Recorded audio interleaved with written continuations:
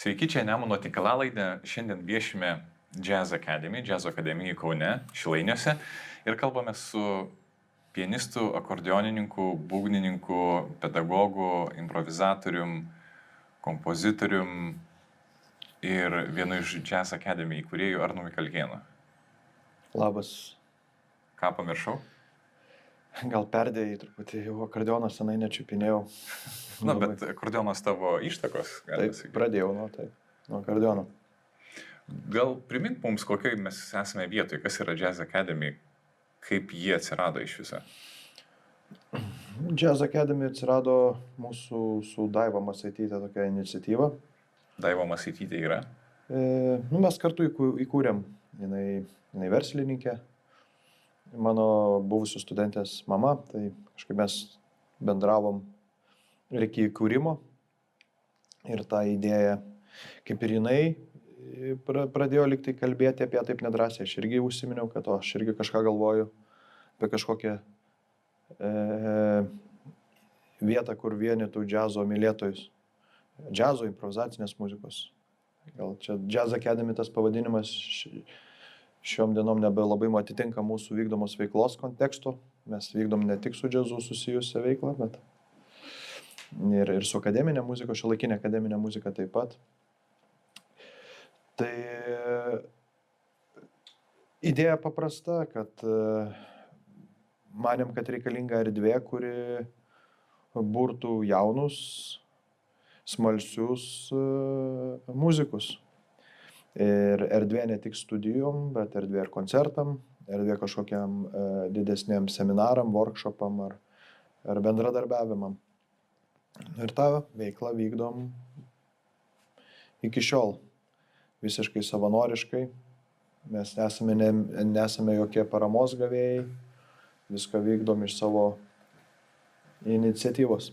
Arnai, kai sakom Arnas Mikalkėnas, patenkam į tom tikro mikrokosmą. Bent mano vaizduotėje taip yra. Tokį labai savitų, autentiškų detalių visumą, kuri iš esmės leidžia tau būti nuolat tam mikrokosmose ir veikti tai, ką tu nori. Puikiai žinom, kad ne visiems muzikantam pavyksta pasiekti į tą lygį, kai gali veikti, ką nori, nedaryti per daug kompromisų su savim. Kaip tau pavyko? Ar tu jauti, kad gali daryti ir veikti, kurti tai, ką tu nori, kas tau yra artimiausia? Negaliu skųstis. Visą laiką lengva rasti tokių priežasčių ir lengva rasti priežasčių savo, tokių tarsi pasiteisinimų, kad aš galbūt, jeigu būtų tokios ar kitokios sąlygos, aš galėčiau ten daryti.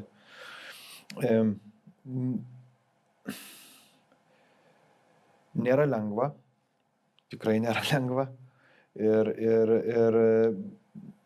bet aš suvokiu, kad tai mano paties pasirinkimas. Bet savo vaikams to nelinkėčiau. Linkėčiau turbūt galbūt atrasti, ką nori, bet tai tas pats procesas, jis yra. Kažkada kalbėjom ir su vyresnės kartos menininkais, tas toksai. Galbūt, aišku, čia ateina tas truputį ir su metais, tas pradeda kisti, nes kada tu pradedi, esi truputį jaunesnis, tu įsivedinas tarsi kažkokio maišto, gal maišto per skambiai sakau, bet kažkokio tokio labai stiprios idėjinės pozicijos kažkokios vedinasi prieki, tarsi įrodyti ir panašiai. Vėliau tu suvoki, kad kažkoks įrodinėjimas ar kažkoks darimas kito kažkokio arba darimas nesistemiško arba bandymas kažkokį, sakykime, kurti kažkokius naujadaros vienetus, jisai yra reikšmingas tiek, kiek jis yra reikšmingas tau pačiam. Tai tą visą kažkokį vertės įrodinimo kontekstą paprasčiausiai jau išmeti lauk, nes suvoki, kad tas istoriškumas jisai irgi labai laikinas, žiūrint tokiam labai dideliai laiko perspektyvoje, vis tiek žemė sprogs kažkada. Tai, ta prasme, čia taip labai. Tai turbūt tas irgi tada prisideda prie to tokio galbūt ramumo, tą ką darai. Ta prasme, tai tas kažkokio įrodinėjimo nebenorėjimas kažko įrodyti, bet toks pilniau galbūt atsidavimas tai, ką tu darai ir kaip sakyčiau, mažiau susireikšminamo tame, ką tu veiki. Ir tada nebelabai susimastai, ar tai lengva, ar kažkaip. Bet be abejo, jeigu kalbant ten veiklos prasme, vis tiek mums reikia gyventi ir turiu ir šeimą ir panašiai, tai dažnu atveju tenka ir šeimai tam tikrus dalykus paaukoti ir tai nėra kažkoks labai lengvas ir paprastas kelias. Prieš tai priminė man apie besikeičiančias kartas šitoje muzikoje, improvizacinėje muzikoje ir jeigu atsukam juostelę prieš 10-metį, kai tu pradėjinėjai, atrodė, kad mieste yra nemažai muzikantų, kurie nori save išreikšti arba ieško veiklos, yra pasiruošę daryti neįtikėtinus dalykus, nori daryti ciklus, kurti, nori įrašinėti, nori rasti kažkokių galimybių. Aišku, laikas buvo visiškai kitoks ir tų galimybių šiaip jau buvo visiškai mažiau. Bet kai tu žiūri retrospektyviai iš tada, prieš ten, nežinau, 10-15 metų ir dabar, ar tu matai tą besikeičiančių kartų momentą? Ar fiksuoji, kad atsirado kažkokie nauji žmonės, kurie šiandien nori daryti arba dega kažkokią idėją? Ar visa ta idėja liko kartu su jumis, kartu su ta kopelė muzikantų, kurie vieni, aišku, atlaikė tos gyvenimo išbandymus ir tęsė savo veiklą nepriklausomos muzikos, improvizacinės muzikos srityje, kiti galbūt tam pasirinko kažkokius kitus muzikantiškus rakursus. Viskas ok, bet vis tik tai, ar yra kas seka jumis iš paskos? Sunku atsakyti. Jeigu iš paskos sektų, aš manau, būtų nelabai geras ženklas. Aš kaip tik matyčiau, kad geresnis ženklas, kada tu randi kažkokią priešpriešą. Tam tikrą gerąją prasme. Tai gerai, ar yra kas ieško su jumis priešpriešus? Taip, yra. Ir labai nemažai. Gaila, kad truputį nusėdusi ta visa muzikinė bendruomenė Vilniui. Aš Kaune to iš tikrųjų nuoširdžiai nebelabai pastebiu. Ir man truputį dėl to gaila.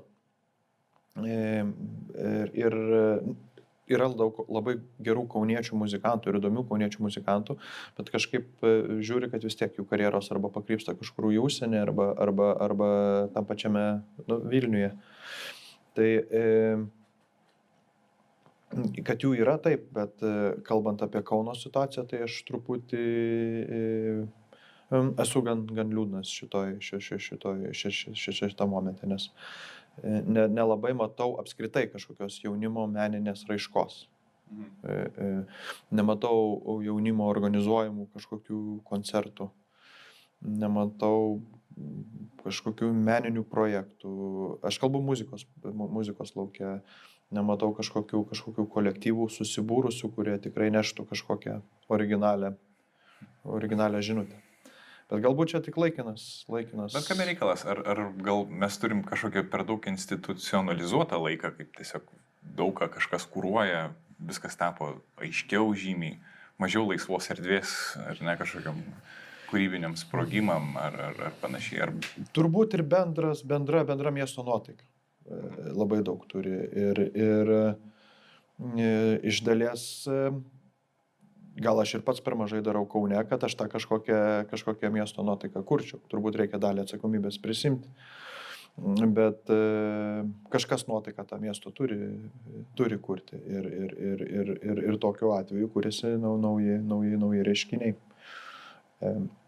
O institucija yra gerai, bet tu institucija jinai gerai tiek, kiek tu randi bendražygių, bendraminčių, galbūt tam tikrų ir mentorystės pagrindų kažkokiu, bet šiaip iš esmės mano nuomonė, kad institucija neretai žudo muziką apskritai, nes labai aiškus stereotipai vertinimų, labai aiškios estetikos ir taip toliau, kas iš esmės yra gerai ruošiant tam tikrus muzikus ir daug muzikantų labai atranda save ten srityse.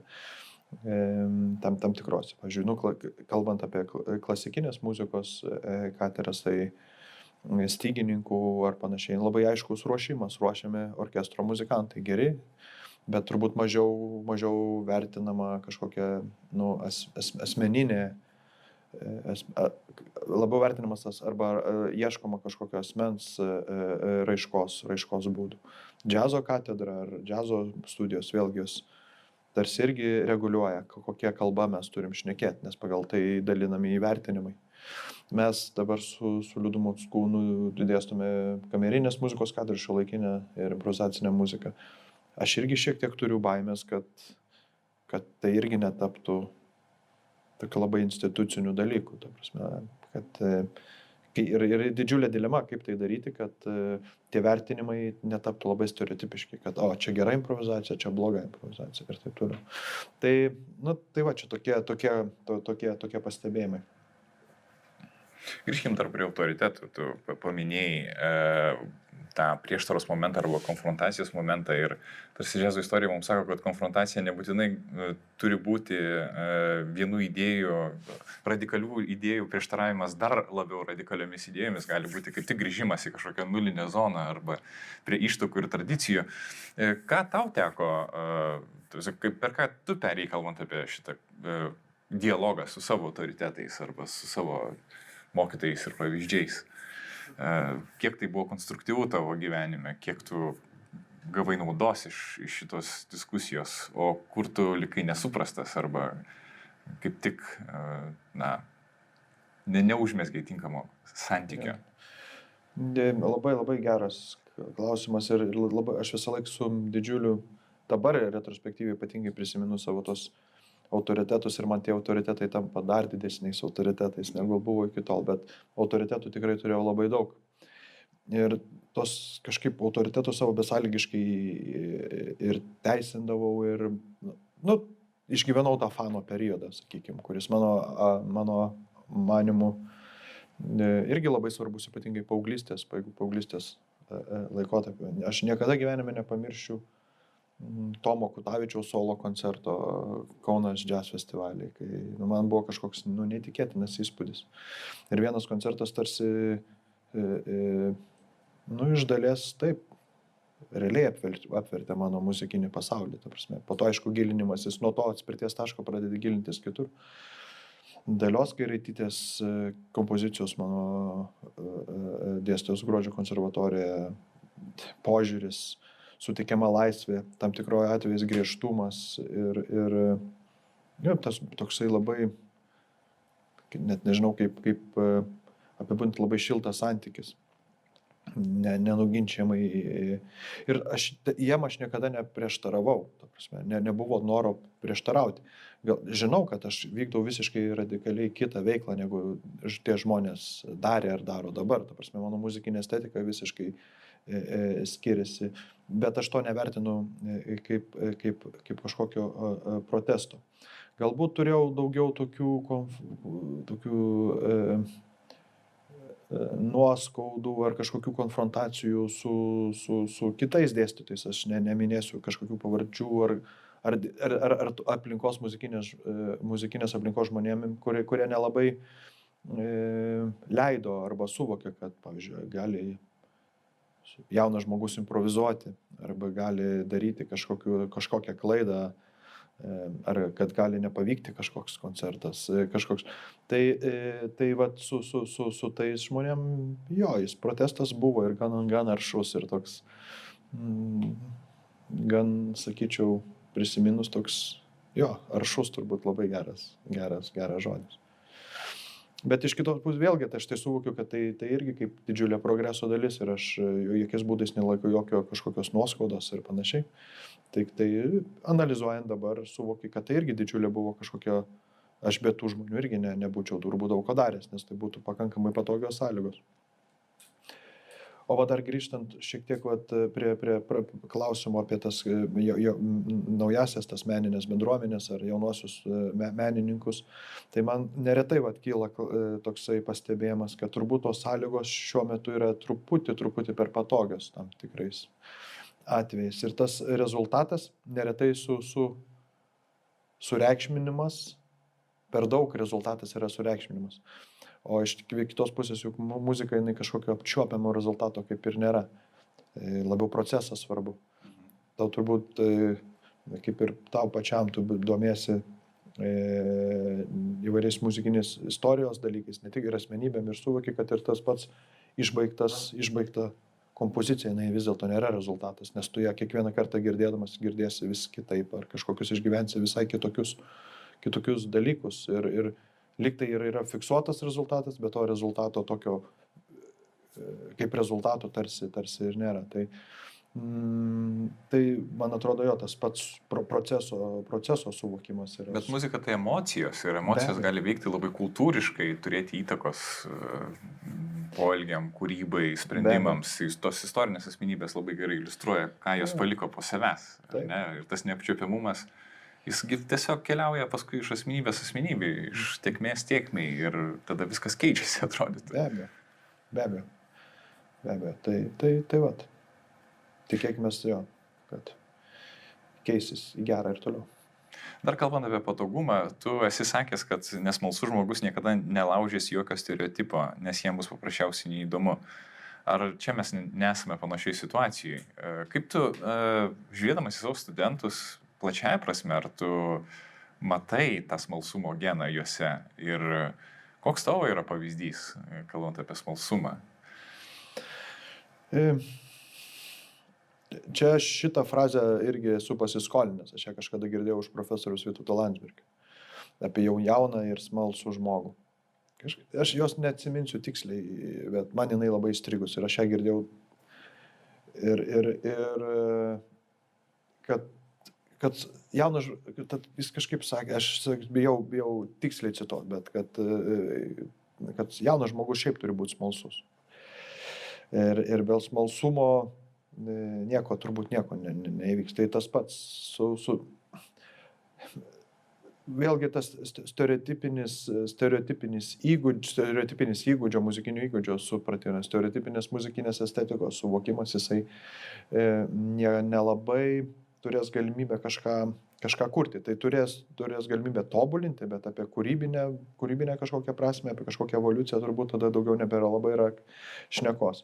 Tam reikalinga drąsa. Tam tikro atveju ir smalsumas. Tai reiškia smalsumas įsigilinti, kaip tas garsas veikia, žiūrint iš muzikanto. Įsigilinti, smalsiai žiūrėti į kažkokius estetinius sprendimus ir natūraliai tada smalsumas, net nelaužant tų stereotipų, laužysi tos stereotipus. Ta prasme, tu kursi kažkokias naujas estetinės formas, ar naujas garso išraiškos priemonės, ar naujus garso būdus, kurie nebūtinai turi būti kažkokie ypatingai įvertinti, ar ką, bet, ta prasme, realiai įdomus laboratorinis darbas, kuriame tu gali pasiekti kažkokį išradimą, sakykime. Tai turbūt toks atsakymas būtų apie tą smalsumą ir stereotipus. O jo, kada tu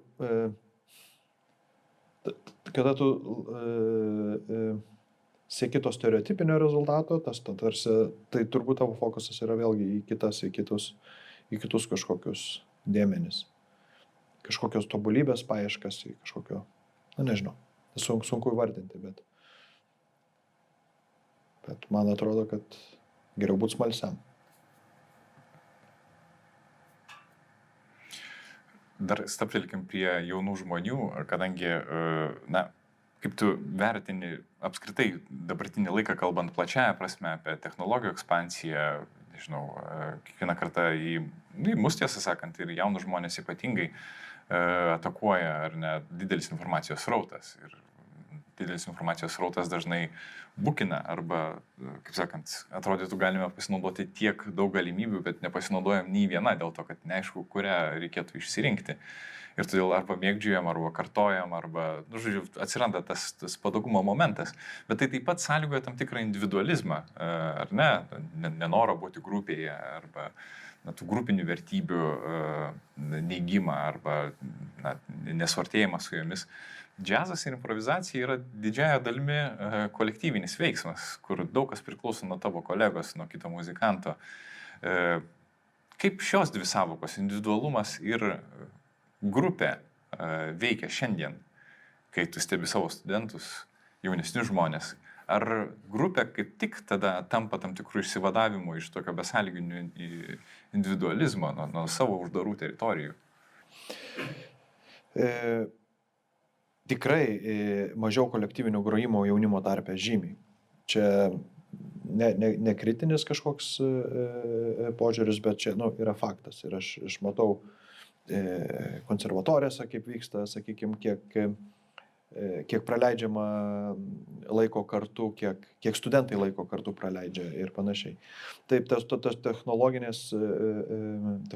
įvairūs sprendimai, socialiniai tinklai ir kažkokie, tau tarsi suteikia prieigą bendrauti su visų pasauliu, bet tarsi, tu nesupranti, kad vis dėlto tu esi vienas. Ir tai taip yra. Aš pats pakankamai pasižiūriu, kad mano karta tokia įdomi, nes jinai matė ir to. Tai dar mano tėvų karta, tai jinai ten, jie naudojasi išmaniosiam kažkokiam priemonėm, bet jie, kaip tą padaryti, kaip tada dar tarsi nėra tokio pilno įgalumo naudotis tomis technologijomis. Mano karta, jinai 40 mečių ar biškiai ten. Tai jinai matė tą laimingą vaikystę, paauglystę, aš čia ironizuoju. Kiemą ir telefonų knygą. Taip, telefonų knygą ir ten numerius dar tam tikrus telefonų atsimenam, kai ir skambindavom draugam, kad išeitų į kiemą. Bet puikiai kažkaip priėmėm technologijas ir gebam jom pilnai operuoti. Tai aš pats tikrai nemažai naudojasi tom technologiniam priemonėm ir tai tikrai labai įtrauku ir įdomu. Vienintelis sprendimas tai kažkaip institucijose turbūt įtraukti, į ugdymo programas įtraukti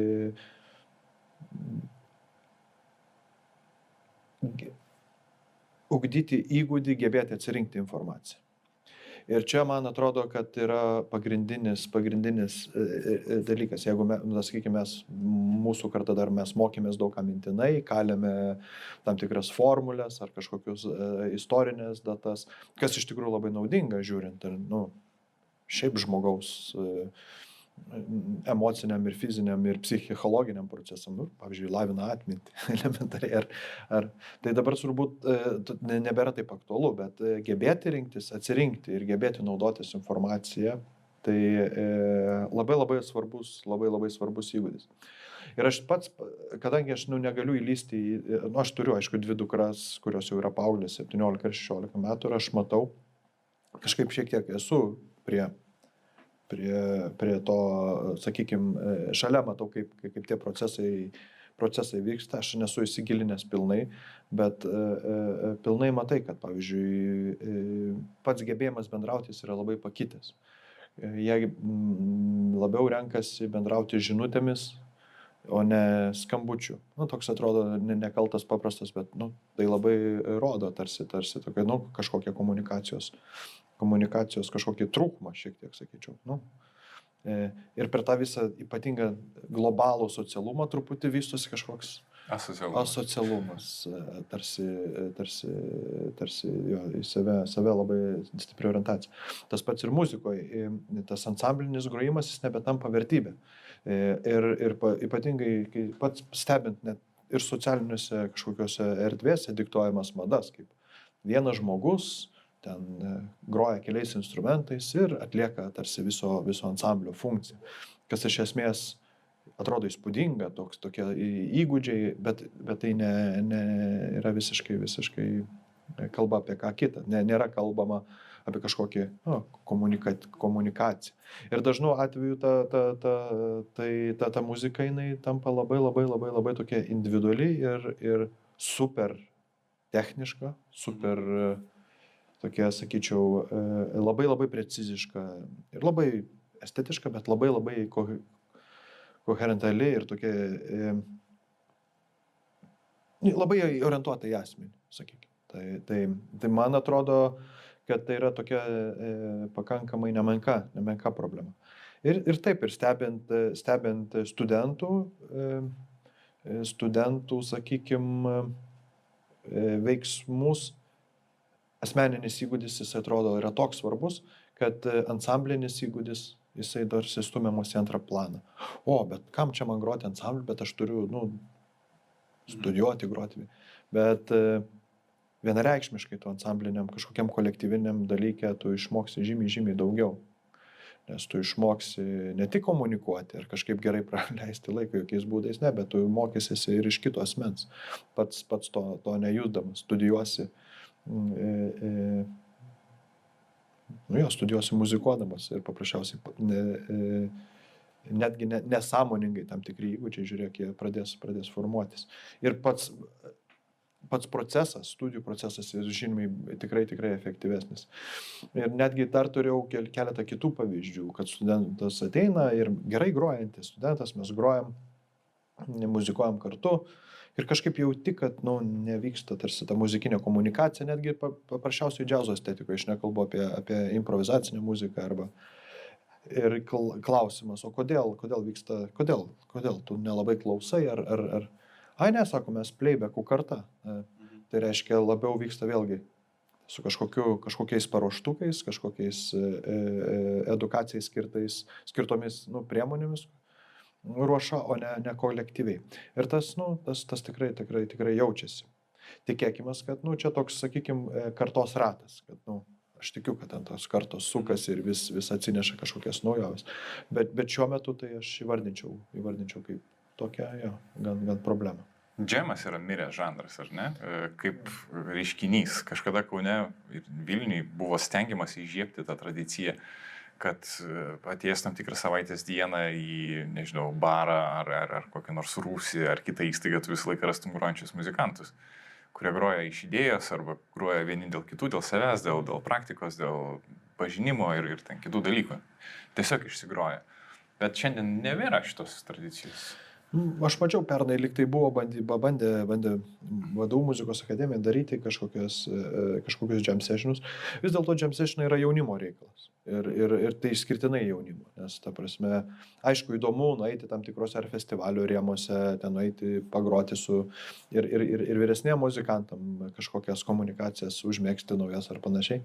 Bet iš esmės, tokia savaitinė, tai tikrai išskirtinai jaunimo reikalas, nes tai ir vieta tobulėjimui, vieta kažkokiai komunikacijai ir socialinis fainas. Tu, ta prasme, kažkokio neįpareigojančio aplinkoje diskutuoji ir būni toje muzikoje.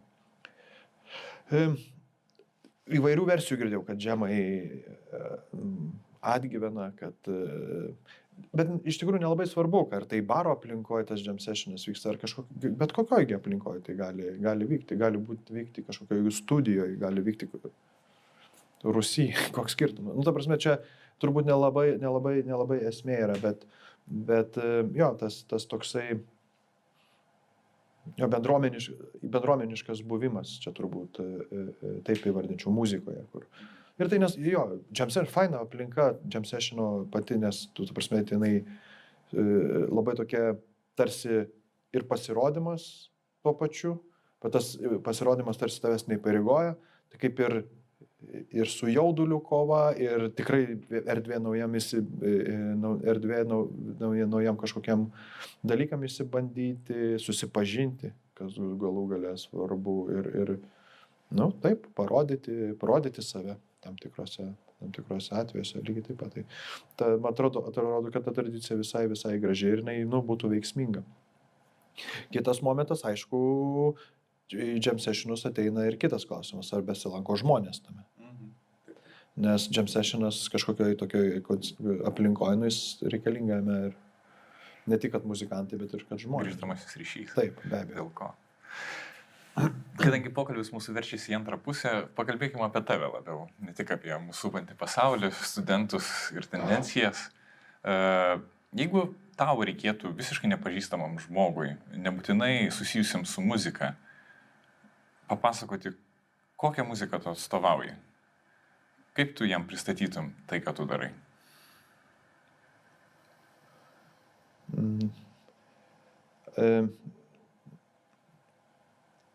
Aš taip sakau, kad muzika visa yra vienoda.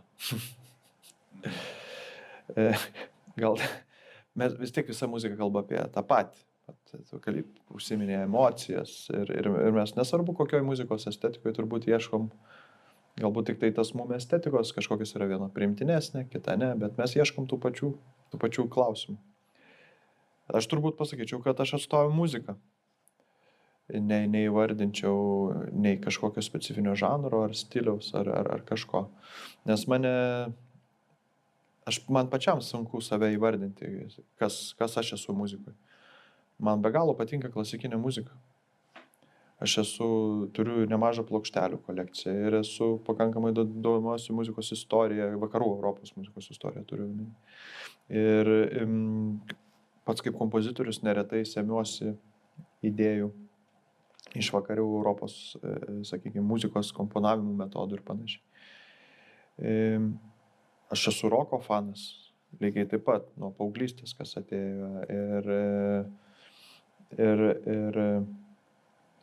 kalbant apie improvizacinę muziką, vėlgi sudėtinga kartais įvardinti, kaip aš tenai save atrandu, nes vis tiek turbūt pagrindinė mano veiklos rytis, ką aš veikiu, tai improvizuoju ir atstovauju improvizacinės muzikos lauką. Tai nėra, neįvardinčiau to nei free jazzu, nei kažkaip, tai yra improvizacinė muzika, kuri labai stipriai persipynusi vakarų Europos muzikos estetiką, ypatingai praeito amžiaus estetiką. Ir kuri labai stipriai susijusi su komponavimu. Tai ta improvizacija nėra toksai, sakykime, tyras ir laisvas dalykas, kaip kartais gali atrodyti. Tai aš tai vardinčiau turbūt labiau kaip kūryba kažkokio einamojo momentu. Ypatingai, kai tu turi tam tikrus instrumento valdymo įgūdžius, tam tikrus muzikinės komunikacijos įgūdžius, tai čia jau tas tyrumo savaime jis išnyksta. Taip, daug dalykų ateina pasąmoningai, ta prasme, neplanuojant. Galbūt tik išskirčiau tai, kad improvizacinė muzika yra labiau apie formos kūrimą einamojo, o ne improvizaciją formoje. Arba sugretinčiau, kaip turbūt mūsų dialogas yra tam tikra improvizacija muzikiniam kontekste, tai būtų toks dialogo atitikmuo, galbūt kūryba kaip kažkokio veikalo rašymas. Tai labiau orientuotas į naratyvą, stilistiką, kalbos, dramaturgiją, kažką ir taip toliau. Ja, bet ta mano pats supratimas apie muziką, jisai yra, toks, tikrai keičiasi muzikos kalbos kažkokios formos, bet iš tikrųjų muzika, daugmaž jinai kalba apie tą patį. Jeigu tai labiau kolektyvinė muzika, tai vis tiek yra komunikacija. Kad ir jinai būna labai sinchronizuota, sakykime, vakarų Europos klasikinė, gerai kokius nors romantinio periodo simfoninės muzikos veikalus, kurie labai didingi, labai sinchronizuoti, veikiantis kaip. Bet vis tiek tai yra komunikacija. Vis tiek visi klauso vieni kitų, nesvarbu, kad kažkokios sinchroniškos gairės yra rodomos. Galbūt kažkokiuose kitose vėlesnėse muzikos estetikose, džiaze, ta komunikacija yra šiek tiek netiek sinchronizuota, bet čia tik tai stiliaus ar žanro. Bet ir vienur ir kitur yra galima interpretacija. Be abejo. Tai tą ir turiu minėti taip. Ir galbūt skiriasi, bet iš esmės mes kalbam apie tą patį, ta prasme, apie tą pačią, nebūtinai idėjinę žinutę turiu, bet žinutę apskritai. Tai muzika yra labai platu, bet tuo pačiu ir labai siaura, tai yra labai komunikatyvų. Tai visa muzika yra tam tikra komunikacijos forma. Ir ji gali būti labai politiška, ji gali būti apolitiška, ji gali būti labai protestuojanti, maištaujanti, ji gali būti labai prisitaikanti, ji gali būti taikomoji, tavo kaip gyvenimo dalis, sakykime, apskritai nefunkcionuoti kaip kažkokia koncertinė forma. Ji gali būti super pasaulietinė ar religinė ir panašiai. Bet iš esmės tai viskas yra apie tą patį, apie komunikaciją. Tu ką tik išbėrei visus būsimus mano klausimus. Bet nieko tokio.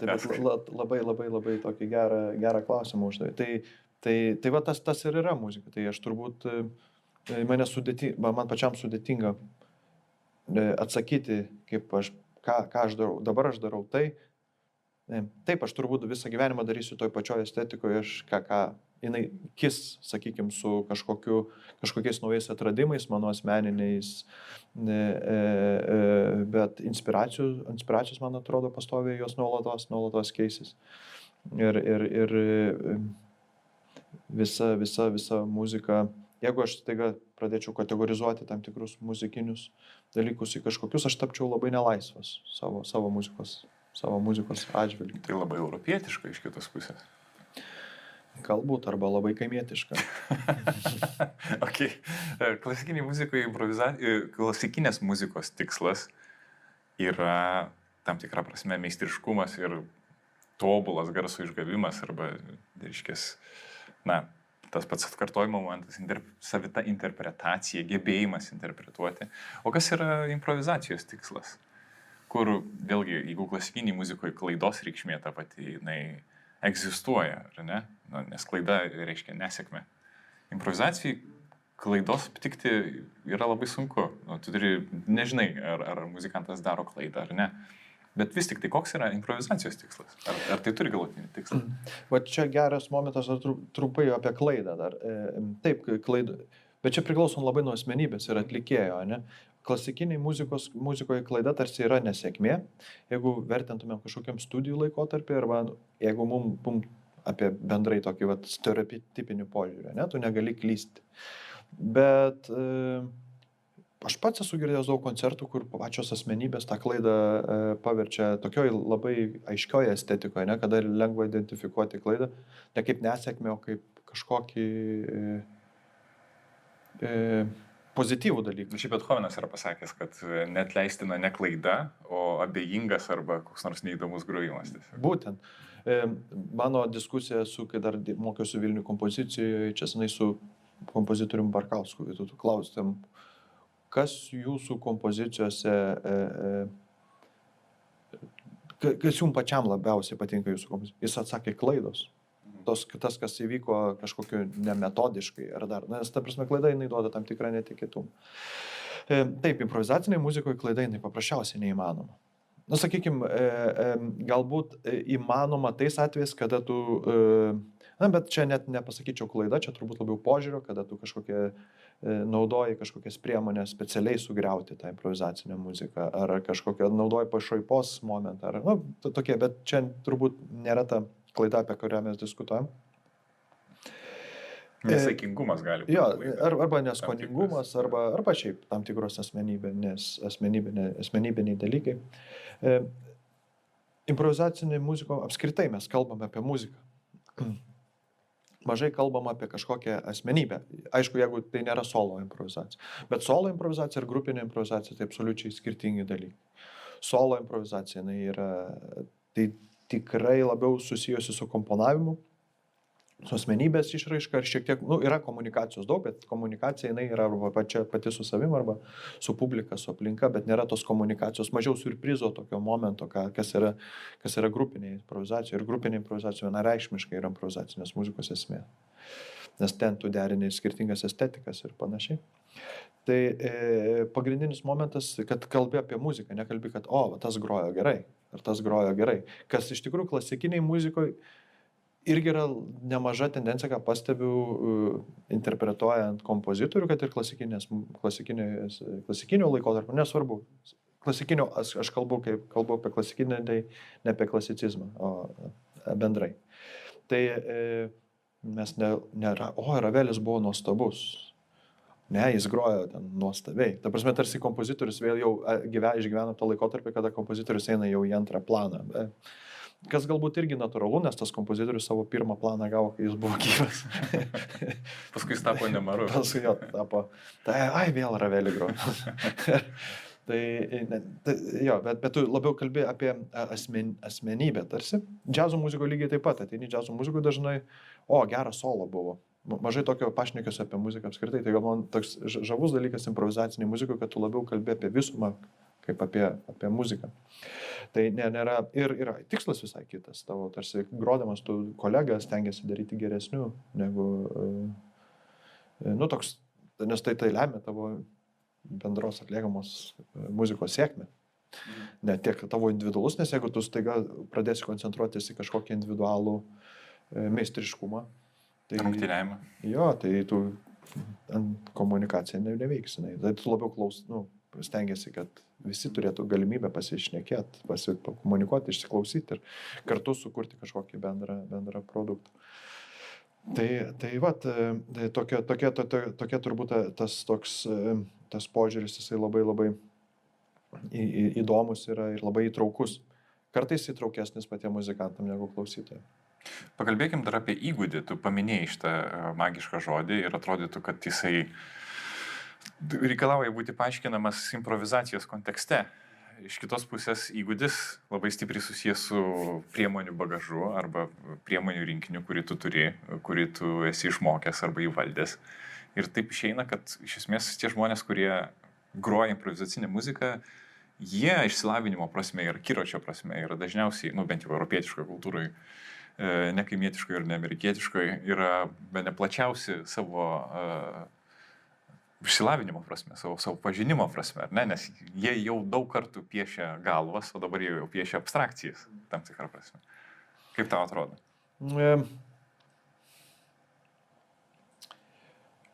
Va čia yra vėlgi, dabar jeigu kalbėtumėm apie stereotipinį įgūdį, bet labai daug improvizacinės muzikos atlikėjų neturi to stereotipinio įgūdžio. Negali groti greitai gamų. Aš taip labai suprimityvinsiu. Arba būgnininkai neturi tam tikrų techninių tokių fundamentų, kurie reikalingi, sakykime, tam tikrose klasikinės muzikos atlikime. Bet tai nereiškia, kad jie neturi įgūdžio. Įgūdis, iš viso, man atrodo, kad mūsų šiuose laikuose įgūdžio amplitudė labai stipriai išaugusi. Galbūt tu pats žinai Armantą Gečiauską, muzikantą, kuris mano vienas mėgstamiausių lietuvių menininkų. Jis neturi jokio, sakykime, institucinio išsilavinimo, jisai neturi, jam nereikia pažinoti, skaityti partitūros, bet jisai turi labai nuostabų įgūdį savo tame lauke. Ir ką jis daro, tai yra, nei tiek jie ten įdomu ir įtrauku ir meistriška, įgūdžio prasme. Tai ta įgūdžio amplitudė, jinai dabar tampa labai, jinai yra žymiai platesnė. Ir va tu sakai, pradžioj piešia galvas, o dabar piešia abstrakciją. Bet yra labai daug ir laisvosios improvizacijos atlikėjų, kurie pradėjo piešti abstrakciją ir piešia abstrakciją iki šiol. Ir jie tose spalvose ar kažkokiose abstrakčiose formose įgyja yra tokį įgūdį, kuris tiesiog labai įtikinamai skamba. Bet čia norisi pakalbėti tada apie tas dvi skirtis, nes mes tarsi žiūrėdami į džiazo istoriją ir ypatingai improvizacinės muzikos istoriją, mes matom tarsi amerikietišką pradą, kuris kyla iš tokios intuicijos, intuityvumo, pajautos, nežinau, Sun Ra, Art Ensemble of Chicago, ir tada grįžtam į Europą ir matom, kad labai greitai dalykai institucionalizuojasi ir štai jie tampa metodikom, metodais, akademijom, aukšto išsilavinimu ir tada jau kalbam tarsi, viso to reikia mokytis, šitas įgūdis yra formuojamas, ar ne, su profesorium, ar kažkokio aplinkoje konkrečiai, kažkokio programoje. Ir atrodytų, kad tai yra du skirtingi keliai, du skirtingi metodai. Arba tai visiškai priklauso nuo asmenybės, kuri imasi to amato. Ja, bet taip visą laiką, čia vakarų Europos kultūra yra, mokslas, įsilavinimo svarba yra labai vertinama. Jo, ir tai labai gerai pažinti, jeigu kalbant apie free jazzo, ten pradžią, kuri yra, bet free jazzas nėra improvizacinė muzika, yra metame, bet tai free jazzas yra free jazzas, sakykime, su tam tikru labai afroamerikietišku požiūriu, su tam tikru politiniu kontekstu, rase, nepabijosiu to žodžio, ir bliuzu. Ir ar vietinė religinė muzika, manifestuojanti muzika. Taip. Ir jinai visiškai, jeigu, ta prasme, eina savo kryptį, man Albert Eileris turbūt vienas toksai kertinių pavyzdžių, kur, ta prasme, vyksta taip ir tu girdi, čia soul muzikantas groja, ta prasme, jeigu tu pradėtum kažkaip estetizuoti ar kažkokiu būdu metodikos ieškotis, ta prasme, viskas to nieko nebeliktų. Ir ta muzika labai artima folkloro, ta prasme, folkloriniai muzikai. Jinai yra lygiai taip pat taikomoji, ne tik, nors 70-metis, tai Sanragiai pilnas sales rinko Europoje ir visur, ir tarsi tokie tu ateini klausyti tos muzikos, bet jinai labai stipriai apeiginė, jinai labai taikomoji yra. Ir jos vertinimas, toks gan gali būti dviprasmiškas, tu jos gali neklausyti, jinai gali būti, tavo šiaip tik tai gyvenimo dalis. Egzotika tam tikra. Tam tikra egzotika, taip. O vakar, kada atėjo, ta prasme, liktai tas free jazzo judėjimas, liktai jisai juda, bet Europoje, kada improvizacinė muzika prasidėjo, tai jinai labai stipriai buvo susijusi su to meto akademinės muzikos judėjimais, akademinės muzikos estetiniais judėjimais, avangardo muzika, sonoristika ir taip toliau, ir taip toliau.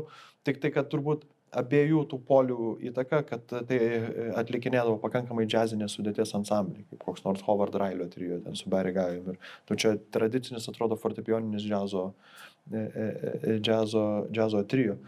Ir vat tas turbūt ir ateina, ar ne, kad liktai improvizatorių, europietiškų improvizatorių toks šūkis, kad aš galiu suimprovizuoti, ką jie rašo, o tada kompozitoriai tarsi gauna, ne, palauk, kažką čia, ta kažkokia konfronta. Ir tai metodikai kažkokiai, tam įsilavinimui tarsi atsiranda vėlgi tokia tam tikra būtinybė dėl kažkam įrodymo. Aš tai galiu spėti, čia mano interpretacija, aišku, čia labai subjektyvus momentas. Čia gal netinkamas pavyzdys ir gal ne visai vietoj, bet kaip Stravinskis pradėjo rašyti solo Sidney Bechet savo laiku, ar ne? Žmogus iš visiškai akademinio pasaulio, visiškai, reiškias, to meto džiazo klarnetininkui, kuris absoliučiai negalėjo įveikti viso to rebuso techninio, pirmiausiai, kurį jam sukelia kompozitorius. Tai vat, o čia ir įgūdžio momentas, ne?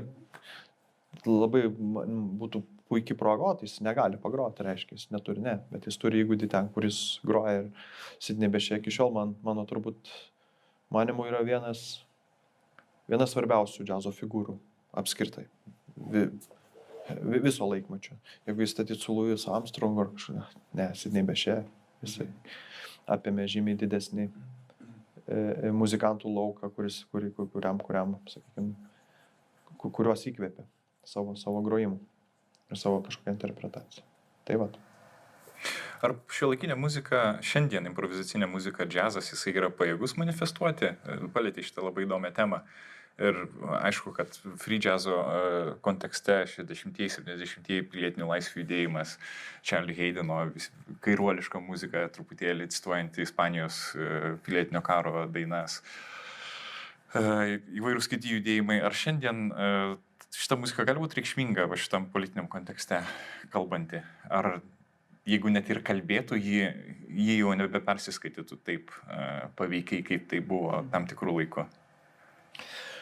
Turbūt dabar sunku sakyti, nes tikrai gan, aišku, mes gyvenam karo kontekste, bet vis tiek nesam taip stipriai paveikti, kad mes čia dabar kažkaip, kol kas, kad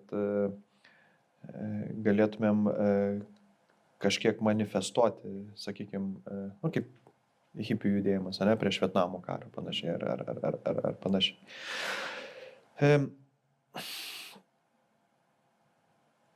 Mes gerai gyvenam dabar, ta prasme, tikrai, tai jeigu žiūrėtumėm šiaip mūsų, kad ir jaunosios kartos, aš pastebiu tendenciją, kad, pavyzdžiui, jaunosios kartos muzikos irgi jaunosios kartos muzika irgi labai stipriai kairėja ir jinai tampa labai stipriai politinė. Bet aš matau tik tai, pagal tai, ką stebiu, tai reiškia kažkokias politinės pažiūros diktuojamos. Bet šita karta, ypatingai Z karta, ji yra žymiai politiškai jautresnė karta, ypatingai, yra vaikai, kurie užaugę jau žinantis apie klimato nerimą, pavyzdžiui, ar ne? Arba apie tam tikrus pasaulinius konfliktus, apie perteklinį vartotojiškumą. Ir taip, ir apie lyčių klausimus. Labai daug į tai įeina ir jie labai jautrus šitomis temomis. Ir labai įdomu šiek tiek stebėti ir neretai atsisuka labai netgi marksistinės idėjas. Žiūriu, kad tarsi kažkokia truputį yra baisu, kad truputį istorija vėl kažkokiu būdu verčiasi, nes iš tikrųjų realiai nėra pergyvenusi tam tikrų momentų, kaip čia su tam tikrais danų muzikantais teko. Sako, paskaityk Marksą. Sako, ne, aš gyvenau. Ačiū. Nereikia. Ta prasme, aš kalbu, čia požiūrio klausimai. Bet aš matau, kad jaunimo tarpe muzika jinai yra tam nešanti. Žinai, yra labai daug įdomių paradigmų, kalbant apie tai, ką tu sakai istorijoje. Jaunimo tarpe aš matau, kad ta muzika jinai turinti labai aiškias tam tikras politinės ar tam tikras manifestacijas. galbūt sakau labiau tokias, jo, kaip ir tu paminėjai, ta prasme, jie mato tam tikros problemos, kurios, sakykime, mano kartoj, jos visą laiką egzistavo, bet nebuvo tiek reikšmingos, sakykime. Nu, čia nežinau nuo ko, nuo socialinio konteksto, galbūt nuo tėvų, nuo bet ko. Ta prasme. Tikrai mes labiau mano paauglystė, jinai buvo labiau protestas apie susiplėšimo džinsus, dar kažkokie, ką tik tai nepriklausomybės atgavimas, dar kažkokie Sovietijos atgarsiai ir panašiai, tai ar kažkoks tikras toks dar tos, nors ir laisva šalis, bet tos laisvės dar troški. Man atrodo, kažkas... kad tu labai lenki ir man atrodo jaučiu tai, kad tu kalbėjai apie neteisybę apskritai, protestą prieš tam tikrą neteisybę apskritai, dėl, nežinau, dėl kokios nors neligybės, ten, išsišokančių žmonių ar judėjimų, dėl subkultūrų, ar, nežinau, daug buvo trigerių. Taip, bet turiu omeny, tos žinutės jos keičiasi nuo kartos. Tai nereiškia, kad man tos problemos nėra aktualios, apie ką aš šneka. Aš lygiai taip pat pergyvenu ir aš pilnai sutariu, bet va čia turbūt yra kartos dalykai, ta prasme, ir mano išreikšta pozicija, sakykime, kažkokių lyčių lygybės klausimui nebūtų tokia svari kaip jaunesnio žmogaus. Nu, tai yra, bet jeigu aš nekėčiau dabar apie kažkokią karo situaciją, tai mano jinai būtų svaresnė. Nu, čia toks labai įdomi toks visuomenės tarsi toksai... Jautrių vietų. Jautrių vietų, jo, pasidalinimas ir netgi požiūris į tam tikras kartas. Ką tu ten sakysi, tu jau tu nieko nesupranti, žinai, ar ten, va čia jaunimas, čia jų dalykas. Nors tu atrodo lyg tai panašias, matai tą situaciją ir panašiai, tu ją pergyveni. Bet nukrypom truputį nuo temos apie tą manifestaciją. Tai yra tam tikros apraiškos, bet jos turbūt yra labiau tokio siauresnės krypties. Galbūt vėl kitas momentas, kad aš kartais save irgi pagaunu, kad aš jau pradedu romantizuoti savo kartos tą kažkokį ten maištą, protestą, pankavimą ten, ir taip toliau, kad va čia tada tai buvo normaliai. Dabar labiau protestų negu jo, ten, ir tikrai labiau protestų, nes tuo metu tai, o dabar čia atrodo, kad ten toks didžiulis dalykas, judėjimas, ir čia mes kalnus nuvertėm. Tai objektyviai pradeda, sunku vertinti. Nu gerai, bet buvo vis tik tai viena grupė ir jinai tebėra, bet jos užuomazgos gal buvo tokios labai manifestuojančios ir tai buvo Ąžuoliniai berželiai. Grupė, kurios pavadinimas atrodytų yra visiškas paradoksas. Tie pirmieji bandymai, kur buvo Ąžuolinių berželių orkestras, tada buvo grupė, kurios muzikoje elgesy buvo labai daug ironijos, kuri buvo labai performatyvi, kuri bandė kalbėti kažkokius dalykus vis tik tai apie tai, kas vyksta aplinkui, gal nebūtinai apie globalinį atšilimą, bet ko gero apie populiarią muziką, apie tam tikrus visuomenės įpročius. Jo, apie vartotojiškumą tam tikrais atvejais, jo. Ir iš savęs juokėmės labai stipriai. Mes, iš tikrųjų, man atrodo, berželiai labiausiai iš savęs ir juokėsi. Po to pasišnekam, mes dabar dar grojam kaip trio kontekste, tik prisijungė jaunosios kartos toks Simonas Kaupinis. Negrojam taip dažnai, bet tokie pat, kaip mes sakom, durneliai esam. Nu, ta prasme, viskas, daug ironijos į save labai. Ta prasme, ten ne tiek, kiek ironijos, sakykime, į aplinką, kad čia ta muzika, bet į save jos tikrai nemažai. Ir tas ir įdomu, bet ten Ąžuoliniai berželiai negimė manifestuoti, viskas gavosi natūraliai, ta prasme. Darom taip. Ir mums linksma, ta prasme. Ir tas galbūt labiau toks fluxus momentas, sakykime, galbūt jis ne toks tikrasis fluxus judėjimas, bet tam tikra nuotaika fluxus aš ten visai matyčiau. Ir iki šiol jinai išlikusi, nes tikrai daug juokėmės, kai grojam. Repeticijų dalykus, ir padarai kažką, atrodo, kažkokie ironiški sprendimai ten, o grojam baladę greitai. Ta prasme, tokie atrodo, kurie labai muzikantams suprantam, bet jie labai tokie duoda tą tokį. Ir kartais gali tai atrodyti, kaip kažkoks nepatyčia vos. ar kažkam. Čia svarbios ribos yra, kur dar esi kažkokiam visuotinai primtino ironijoje, kur jau dėstai savo vidinius išgyvenimus galbūt.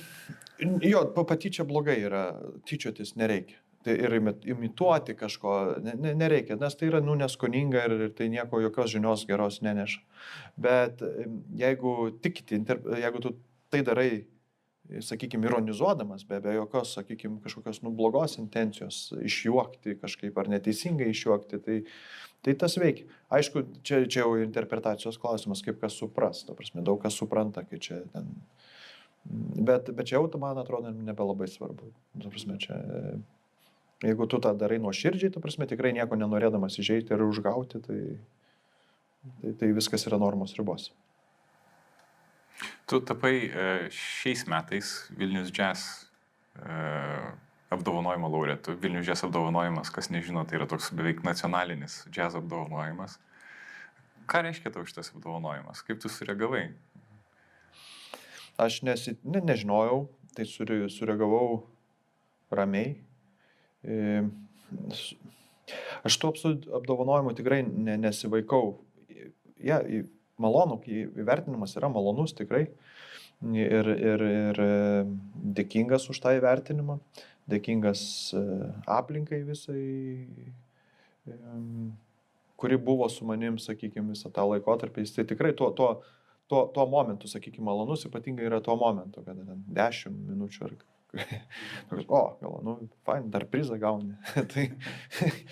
tai toks, tarsi, jo, tokios kažkokios, gal tai man labiau ne tai kaip įvertinimas, bet suvokimas, kad tą veiklą tavo kažkas stebi ir mato, kad jinai, kažkokią reikšmę, vadinasi, galbūt turi.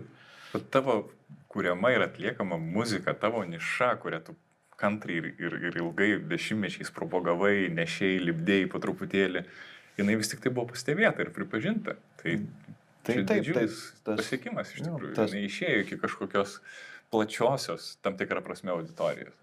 Tai turbūt tas ir yra maloniausia, kad kažkokie darbai, jie pastebimi. Bet vėlgi tai tikrai nėra kažkokia, man apdovanojimas, esu, dėkingas, bet tai tikrai nėra kažkoks, aš jų niekada nesivaikiau ir nebus kažkoks prioritetas. Šitą muziką, apie kurią mes dabar kalbam ir kurią tu groji, vis dar yra labai labai stipriai nišinė, ar ne? Kada kalbam apie koncertus, dažniausiai kalbam apie dešimtis žmonių, kurie domisi ir kurie įninka, gal išskyrus festivalius, kurie sukuria progą, kurie sukuria formatą platesniam šiek tiek prieinamumui. Kaip tau atrodo, dar pridėsiu tai, kad šiuolaikiniai muzikai tai apskritai labai būdinga, nepaisant to, kad atrodytų, kad šiuolaikinės muzikos judėjimas labai atgyjęs, daug visko vyksta, bet viskas vyksta daug rengėjų, daug interesų grupių, bet po truputėlį, ar ne? Ką vis tik tai reikėtų daryti, ar kaip komunikuoti, kaip kalbėti apie tą muziką, kad ji būtų atviresnė truputėlį? Ar susimastai apie tai? Susimastau ir dažnai. Nes čia ne rinkodaros klausimas, čia kažkas kitur yra tikriausiai. Ir čia yra toks visą laiką toks labai, aš asmeniškai lyg ir labai norėčiau, kad jinai pasiektų platesnės auditorijas ir sakykime, ar platesnė auditorija ateitų, bet iš kitos pusės puikiai suvokiu, kad tas nišiškumas tą muziką daro irgi savotiškai įdomu. Ir faktas, kad tai tam reikalinga daug pasišventusių žmonių, nes kartais, kiek tu gali, mes turim pavyzdžių, muzikantų, kurie tikrai sėkmingi buvo šioje sferoje, bet nusprendė, gana, nes nėra tam tikro laukimo atsako arba pavargau, nebedarysiu to dainų daryti. Neuždirbu galų gale. Neuždirbu, taip, be abejo, čia yra tikrai svarbus aspektas, prasme, nes. Tai vat,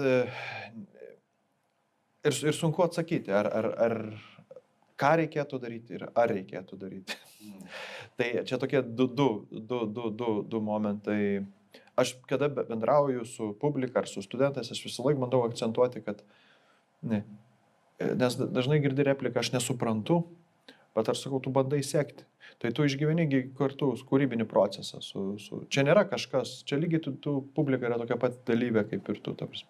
Tu neateisi pas kompozitorių į kambarį ir ką čia kūrėjai, o parodį. Nu, ta prasme, neturėsi niekada tokio asmeninio kontakto. Tai yra labai asmeniškas toksai kūryba, nu, toks vienišas netgi pakankamai dalykas. O čia tu gali išgyventi tą kūrybinį procesą. Ir aš, nu, kiek rekomenduoju ateiti į koncertą, sakau, tai jūs neklausykit, jūs sekit, kas vyksta, jūs dalyvaukit. Jūs dalyvaukit nesėkmėje, dalyvaukit sėkmėje, nes improvizacija nebūtinai turi sėkmė, gali būti ir nemažas. Tai galbūt tas toksai, kalbant, kad į tą muziką ateiti su truputį tokiu atviresniu požiūriu, kad aš dalyvauju ne kažkokiam koncerte ar kažkokiam rezultate, o tikrai išgyvenu kažkokį kūrybinį procesą ir esu to kūrybinio proceso dalis. Nes tu neteisi, tai kūrybinis procesas gali būti kitoks. Kiekvieno įtaka yra milžiniška, nu, sakykime. Taip, bet jeigu tai taptų tarpsne tokių labai mainstreaminių žanrų, tai vėlgi tada prasidėtų labai aiškus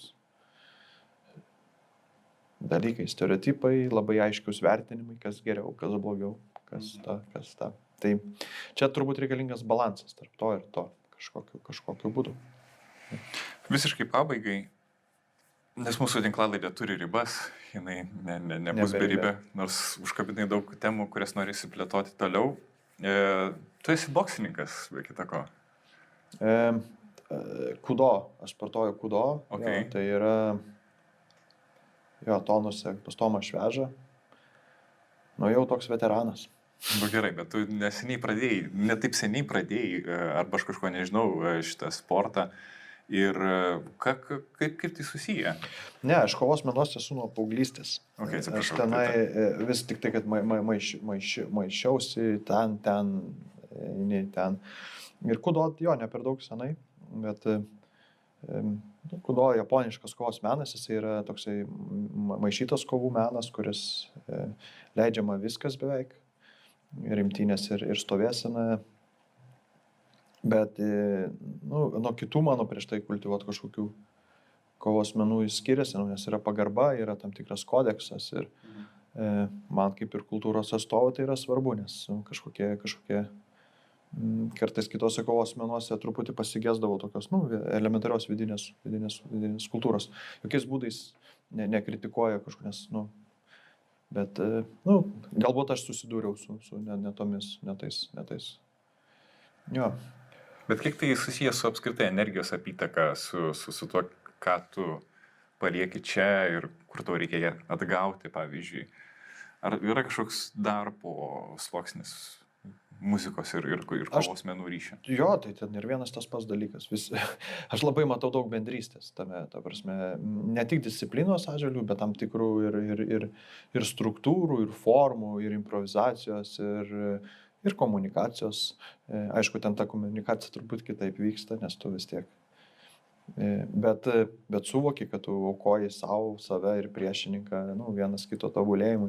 Tai, tokie labai įdomus filosofiniai dalykai, kurie mane žavi. Aš jeigu sakiau ne muzika, aš tikrai būčiau arba koks nors sporto žurnalistas, arba mane tas rytis visą laiką labai kažkaip domino ir domino ne iš kažkokios čia daug kas atėjo, aš čia noriu mokytis apsiginti. Ne, man pats vidinis pasaulis toks labai įdomus. Kaip savidisciplina, kažkokia, nežinau, taktika ta pati, arba reakcija, arba, intelektas. Dar vienas dalykas, kuris susijęs su manifestacija ir iš dalies susijęs su manifestacija, yra tai, kad tu esi kovinis šaulys. Jo, Retas dalykas kovinis šaulys ir dar retesnis tai, kad jis būtų iš muzikantų tarpo.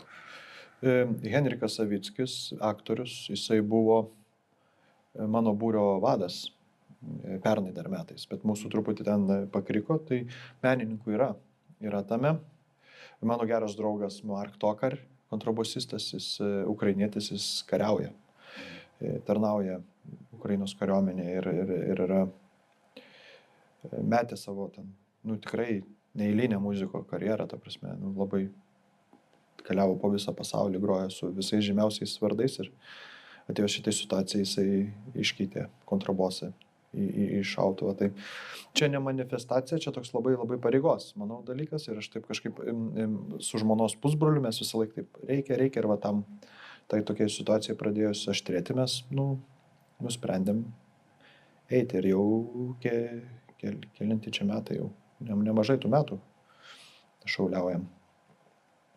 Tai plius aš netarnavau kažkaip armijoje, kariuomeniai netarnavau, buvau pašauktas, bet kažkaip tuo metu aš po to išvykau ir po to dar praėjo laiko ir ta tarnyba buvo anuliuota ir kažkokį visą jaučiau, galvoju, kaip nes aš baigęs Gruodžio konservatoriją niekur nestojau, ta prasme, tai išvykau gyventi į Airiją.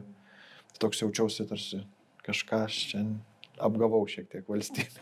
Tokia kaltė, tai gal dalis. Dabar tą kaltę bandau išpirkti ir faktas, kad kažkaip kas kaip galim, tas taip prisideda. Manau, kad šiuo metu aš dar turiu pakankamai jėgų prisidėti taip. Tai prisidėti taip galiu prie mūsų šalies saugumo, kai jau nebegalėsiu fiziškai, tada jau bandysiu kitaip kažkaip. Visiškai pabaigai, man pasirodė, kad tu labai gražiai derini šeimą ir savo muzikantišką kelią, kas nėra labai dažna, ypatingai, kaip žinom, tam tikrų ir free jazz, improvizacinės muzikos muzikantų biografijas, kurie daug keliauja, neišlipa iš turų, šeimos griūna ir visa kita, o tu gebi ne tik tai išlaikyti, bet dar ir plėsti savo šeimą. Jo, gimė dabar dar sūnus. Tai čia žmona supratinga labai, kažkaip stengiamės balansuoti. Pavyzdžiui, šis mėnuo buvo labai labai sudėtingas, kur teko žmonai atlaikyti beveik visą frontą, tiek vaikų priežiūros, nesvarbu, kad paauglės jau, vis tiek jau su jom lengviau, bet vis tiek mažasis, aš bandysiu kažkaip kompensuoti kitais mėnesiais. Tenka derinti ir džiaugiuosi, kad pavyksta. Kol kas kažkokių didelių sunkumų nesusidūrėm. Bet buitis, rutina ir kūrybinis gyvenimas, jisai gali būti suderinamas? Čia, aišku, labai stereotipiškai paklausiau. Žinoma, kad tikriausiai, kad gali būti, bet kaip tu jį derini? Tai faktas, kad buitis kenčia. Žinai, kai būna, kranas bėga, bet tai dar savaitę pabėgs. Nebūtinai buitis turi kentėti, gali visą. Tai tada kartais kenčia kitas jo dalis. Bet čia nežinau. Kažkaip tikrai įmanoma. Galbūt reikia, aš tai nesu geras laiko planuotojas. Tai tas man turbūt labiausiai kiša koją. Jeigu išmokčiau kažkaip planuoti laiką geriau, tai tada iš viso būtų gerai. Bet šiuo atveju tai kažkaip visi vieni kitus palaikom.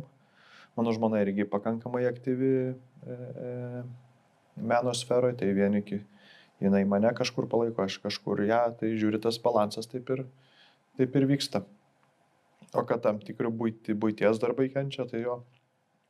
Bet kaip ten sako, nereikia kas pusę metų priminti. Tai nereikia to kraną sukelti. Kam tas kranas bereikalo? Tai kas pusę metų.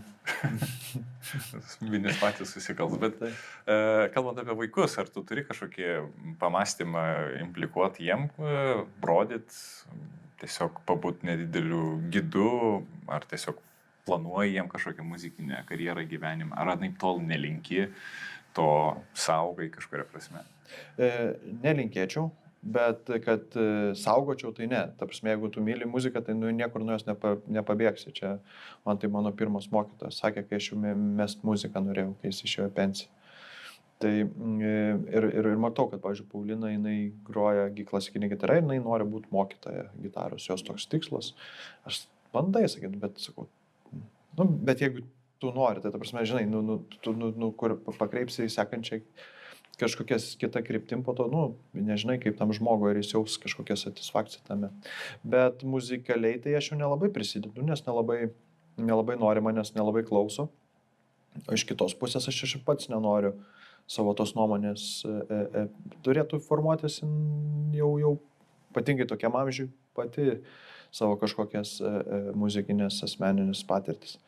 Laurina, kai mokosi dailės gimnazijoje, tai jinai truputį su menais, bet su vaizduojamaisiais. O mažasis Jonas, nu tai groji su juo, ten muši būgną ir taip toliau, tai žiūrėsim, kaip ten bus, bet žiūrėsim, muzikalus, matosi, bet ar ką rinksis, tai jo čia absoliučiai jau jo pasirinkimas. Aišku, ir Adelė daug su Jonu užsiminėja, leidžia ir dainuoja, ir tai tas tikrai, kad muzika kažkur bus, turbūt, nėra neįmanoma, kad nebūtų, nes dar Pilve būdamas koncertuose lankėsi, tai ir įrašus darė choro ir panašiai, tai ta muzika, jinai ir plus visą laiką, ir merginos, ir jis kažkaip tuose koncertuose jos verda, būna ar mano koncertuose, ar kažkur vyksta, tai ta muzika vienokiu ar kitokiu formatu jinai bus, nes tėvai tokie. Ačiū, Arnai. Ačiū. Buvo labai smagu tave pakalbinti. Smagu susitikti, pasišnekėti labai. Čia buvo Nemuno tinklalaidė. Klausykit ir skaitykit Nemuną.